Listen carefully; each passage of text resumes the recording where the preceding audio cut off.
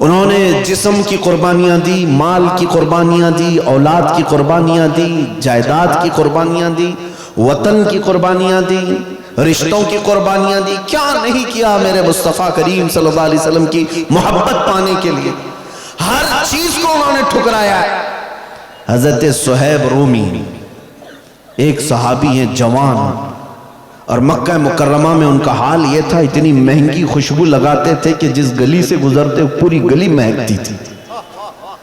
جب ایمان لائے رسول پاک صلی اللہ علیہ وسلم پر تو ان کا حال یہ تھا کہ وہ ان کے ماں باپ سخت قسم کے کافر اور دشمنی میں ملوث، اپنے بیٹے کو ٹارچر کرنا شروع کیا کہ اگر تو محمد صلی اللہ تعالیٰ علیہ وسلم پر جو ایمان لایا ہے اس سے اگر باز نہیں آئے گا تو تم کو ہم اپنی جائیداد سے آگ کر دیں گے.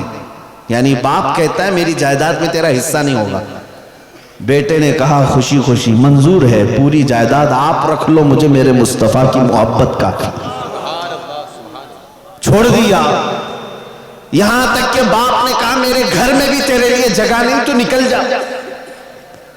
حضرت صہیب نکلنے لگے. سنو میرے عزیزوں، کہا کہ ٹھیک ہے تم اپنے گھر پہ رہو، میں مدینے چلتا ہوں. مکہ سے مدینے ہجرت کر رہے تھے تو ماں پیچھے سے پکار کر کہتی ہے بیٹا تیرے جسم پر جو کپڑے ہیں وہ بھی ہماری کمائی کے ہیں، تیرے نہیں ہیں، وہ بھی اتار دے. کتنے کٹھور دل تھے وہ لوگ، کتنے سخت لوگ تھے. حضرت صہیب نے وہ لباس بھی اتار دیا، ٹاٹ کے کپڑے پہن لیے، ٹاٹ کی گونی ڈال لی، کانٹے لگا لیے اور چلنے لگے. تب بھی بس نہیں کیا، باپ نے کچھ گنڈوں کو بھیجا بیچ راستے میں حضرت صہیب کو مارنے کے لیے. گنڈے آئے، راستے میں اتنا مارتے کہ ان کی ناک پھٹ گئی، خون جاری ہو گیا. مار مار کر کے تھک گئے. پھر پوچھا کیا ارادہ ہے؟ وہ اٹھتے ہیں اور لنگڑتے ہوئے کہتے ہیں مدینے جانا ہے، مصطفیٰ کریم صلی اللہ علیہ وسلم کے ہاں جانا ہے. خواہشات تو یہ کہتی ہیں کہ اپنے گھر میں رہیں، خواہشات تو یہ کہتی ہیں کہ میں اپنے مال کا مالک رہوں، لیکن ٹھکرا دینا صرف میرے مصطفیٰ کے لیے یہی ایمان ہے، یہ ایمان ہے.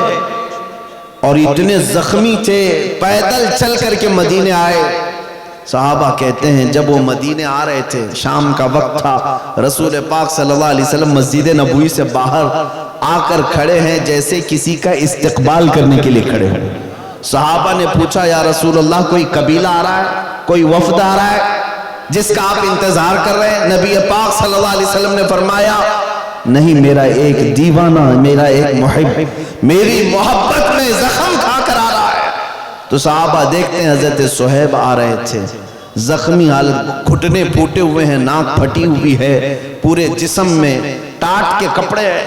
جب وہ قریب آئے، نبی پاک صلی اللہ علیہ وسلم نے اپنی چادر اٹھا کر کے ان کے جسم پر ڈال دی، اپنے سینے سے لگا لیا. اتنی ہی بات تھی. سنو، حضرت صہیب کہتے ہیں اے لوگوں، دنیا میں سب سے زیادہ محبت کرنے والی کوئی ذات ہے تو وہ ماں ہوتی ہے، سب سے زیادہ محبت کرنے والی ماں ہوتی ہے. لیکن میں وہ بندہ ہوں جس سے میری ماں نے بھی کپڑے اتار لیے، اس کے باوجود اگر مجھے کسی نے چادر پہنایا ہے تو تاجدار مدینہ کی ذات. نعرہ تکبیر، نعرہ تکبیر، نعرہ رسالت، نعرہ رسالت. مجھ سے ماں سے زیادہ محبت کرنے والی ذات. اور پھر رسول پاک فرماتے، حضرت صہیب کہتے ہیں پھر گنڈوں نے کتنا مارا تھا، میرے باپ نے کتنا مال لیا تھا، میرا گھر کس نے ہڑپا تھا، مجھے کچھ فکر نہیں. یا رسول اللہ، ہر ستم ہر مصیبت گوارا ہے، بس ایک بار تم کہہ دو کہ تو ہمارا ہے. ان کا مسلک تو یہی تھا، ہر مصیبت ہر ستم گوارا ہے، یا رسول اللہ بس ایک بار کہہ دو کہ تو ہمارا ہے. وہ صحابہ اکرام رضوان اللہ تعالیٰ علیہ مجمعین نے مشقتیں اٹھائی ہیں، قربانیاں دی ہیں، اپنی خواہشات کو ترک کیا ہے.